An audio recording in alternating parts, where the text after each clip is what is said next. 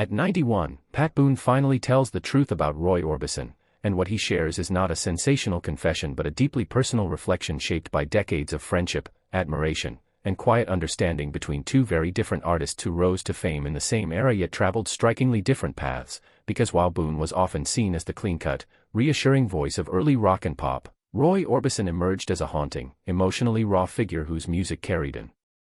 intensity that few could match, and Boone now explains that beneath Orbison's dark glasses and reserved demeanor was a man of profound sensitivity, discipline, and artistic courage, someone who felt deeply but spoke sparingly, choosing instead to let his songs reveal the truths he struggled to say out loud. And according to Boone, Orbison's greatness was never accidental, as he labored endlessly over melodies, arrangements, and lyrics, often doubting himself even as audiences were left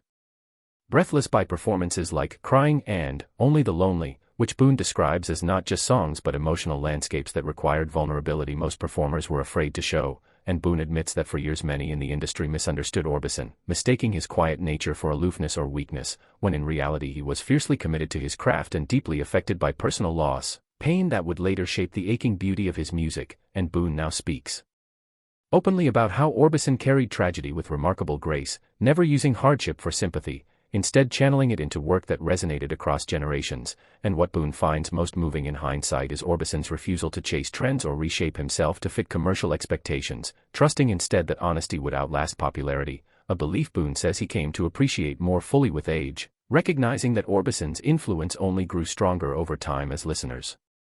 matured into the emotional truth of his work. And Boone also acknowledges that Orbison's legacy reshaped how male vulnerability was perceived in popular music, proving that strength could exist alongside fragility, and that restraint could be just as powerful as showmanship. And now, at 91, Boone says the real truth about Roy Orbison is that he was far ahead of his time, not just musically but emotionally, an artist who paid a personal price for authenticity but left behind a body of work that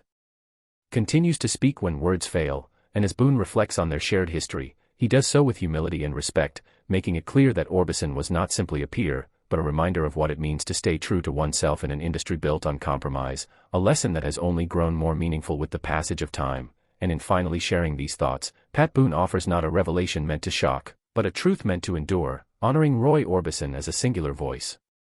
whose quiet intensity changed music forever, a legacy that continues to echo long after the final note fades. And for more stories that reveal the real lives behind Hollywood legends, stay tuned to Hollywood Spotlight.